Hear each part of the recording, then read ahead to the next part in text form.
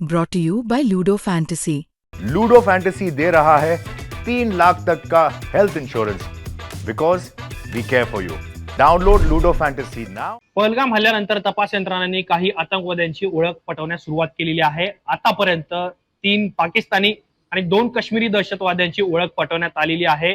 ड्रोनच्या मदतीने जंगलामध्ये या सगळ्या आतंकवाद्यांचा शोध घेण्यात येतोय, परंतु त्यापूर्वी ज्या 2 अतिरेक्यांची ओळख पटली, त्यांची नावं समोर आली आहे, त्या अतिरेक्यांच्या घराचं पाडकाम किंवा त्या घरांना उडवून देण्याचं काम हे तपास यंत्रणांकडून किंवा पोलिसांकडून करण्यात आलेलं आहे।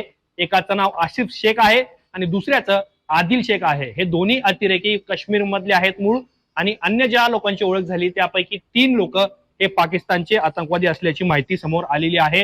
हल्ला करणे, कट रचणे किंवा दहशतवाद्यांना मदत करणं असं सुद्धा या दहशतवाद्यांवरती आरोप आहे। आणि जो व्हिडिओ पहलगाम हल्ल्याच्या वेळी समोर आलेला होता, त्यावेळी सुद्धा आसिफ शेख आणि आदिल हुसेन हे दोन दहशतवादी त्याच्यामध्ये दिसत होते। तर पहिलं आदिल हुसेनचं जे घर आहे ते आयईडी ब्लास्ट सुरक्षा बलांनी उडवलेलं आहे। आदिल हुसेन ज्यावेळेला नामजद झाला किंवा त्याची ओळख पटली, या हल्ल्यामध्ये त्याचा समावेश आहे, त्याचा हात आहे, त्यावेळेला सुरक्षा बल हे त्याच्या घरी पोहोचलेलं होतं आणि तिथे त्याच्या घरामध्ये काही विस्फोटांचा किंवा स्फोटांचा साठा होता। त्यावेळी त्याच्या घरातल्या लोकांना बाहेर काढण्यात आलं आणि आयईडी ब्लास्टने त्याचं घर हे उद्ध्वस्त करण्यात आलेलं आहे, जमीनदोस्त करण्यात आलंय। तर आता आदिल हुसेन कोण आहे? तर आदिल हुसेन हा TRF या संघटनेचा दहशतवादी आहे। TRF ही तीच दहशतवादी संघटना आहे जी लष्कर ए तोयबा या मोठ्या दहशतवादी संघटनेशी संलग्नित आहे। पहलगाम हल्ल्याचा मुख्य सूत्रधार म्हणून आदिल हुसेन याच्याकडे बघितलं जात आहे। त्याचबरोबर आता त्याचं घर उडवून देण्यात आल्यानंतर त्याची जी प्रॉपर्टी आहे ती जप्त करण्याची प्रक्रिया सुरू झालेली आहे। अनंतनाग जिल्ह्यातल्या बिजबेहरा इथे त्याचं घर होतं, जे आता उडवून देण्यात आलेलं आहे। आणि 2018 मध्ये आदिल हा वाघा अटारी बॉर्डरच्या जवळून किंवा त्या सगळ्या आसपासच्या प्रदेशातून घुसखोरी करून पाकिस्तानमध्ये घुसलेला होता। त्याने तिथे काही महिने किंवा काही वर्ष तिथं टेरर कॅम्पिंग मध्ये प्रशिक्षण घेतलं आतंकवादाचं, आणि त्यानंतर 2024 मध्ये म्हणजे मागच्याच वर्षी तो भारतामध्ये परतलेला होता आणि पहलगामच्या हल्ल्यापर्यंत तो काश्मीर मधल्या वेगवेगळ्या जंगलांमध्ये लपून बसलेला होता। त्याच्या ऍक्टिव्हिटीज करत होता। आता त्याचा जो दुसरा साथीदार आहे आसिफ शेख, एक आदिल हुसेन, ज्याचं घर उडवून देण्यात आलंय आणि त्याचा शोध घेतला जातोय, सर्च ऑपरेशन सुरू आहे। आणि दुसरीकडे आसिफ शेख याची सुद्धा ओळख करण्यात आलेली आहे। हा दहशतवादी आदिल हुसेन सोबत हल्ल्यामध्ये सहभागी होता। आता आसिफ शेख हा काश्मीर मधल्या त्राल येथील रहिवासी तो आहे। मोहम्मद त्राल या गावामध्ये त्याचं घर होतं। आता जम्मू काश्मीर पोलिसांनी त्याच्या घरावर सुद्धा कारवाई केलेली आहे।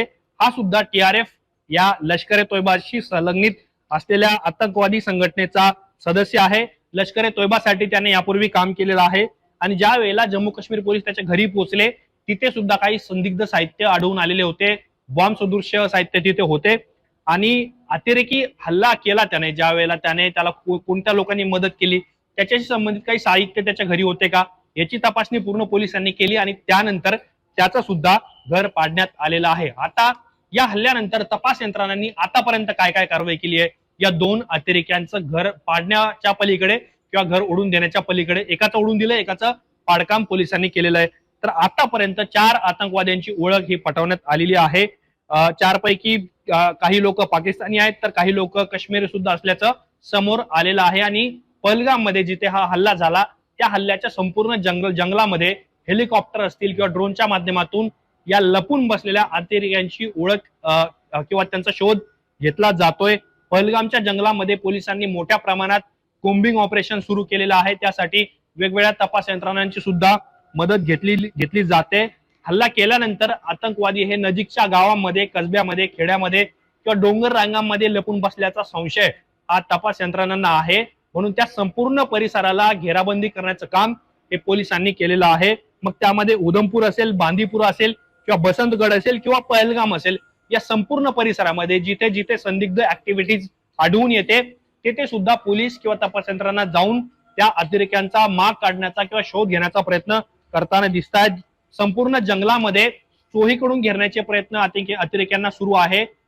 एका ड्रोन मधून काही संशयित आतंकवादी पोलिसांना दिसून आले होते. त्याचे फोटेज त्यांना मिळालेले होते. त्यानंतर पोलिसांनी त्या संपूर्ण जंगलाला घेरलेलं होतं. त्याची कारवाई अजूनही सुरू आहे आणि हल्ल्यानंतर आतापर्यंत 1500 लोकांची चौकशी ही तपास यंत्रणांनी केलेली आहे. त्यांची विचारपूस करण्यात येते. कोणत्या कोणत्या लोकांनी यांना लॉजिस्टिक मदत केली असेल, शस्त्र पुरवली असणार, माहिती पुरवलेली असणार किंवा अन्य प्रकारची कुठलीही माहिती ज्या ज्या लोकांनी त्या अतिरेक्यांना केली आहे, दहशतवाद्यांना केली आहे, ही सगळी मानवी साखळी उखडून काढण्याचे प्रयत्न हे तपास यंत्रणांकडून केले जाते. मानवी नेटवर्कचा सुद्धा शोध पोलीस घेत आहेत आणि सगळ्यात महत्वाची गोष्ट म्हणजे आता या तपासामध्ये जम्मू काश्मीर पोलीस यांच्या बरोबर सीआरपीएफ असेल, NIA असेल किंवा अन्य ज्या आपल्या गुप्तचर संस्था असतील, संघटना असतील, त्यांनी सुद्धा ऍक्टिव्हपणे यामध्ये आतंकवाद्यांची ओळख करायला सुरुवात केली आहे, त्यांना पकडायला सुरुवात केलेली आहे. तर 2 अतिरेकी आहेत, दोघांची घरं पाडण्यात आलेली आहेत आणि आता हा मेसेज देऊन अतिरेक्यांना पूर्णपणे मुळासकट नष्ट करण्याचा प्रयत्न हा भारतीय तपास यंत्रणांचा आहे. तुम्हाला या सगळ्या प्रकरणाबद्दल काय वाटतं, तुमची काय मत आहेत हे आम्हाला कमेंट बॉक्समध्ये नक्की कळवा. असेच माहितीपूर्ण व्हिडिओ पाहण्यासाठी मुंबई तकच्या युट्यूब चॅनलला सबस्क्राईब करायला विसरू नका.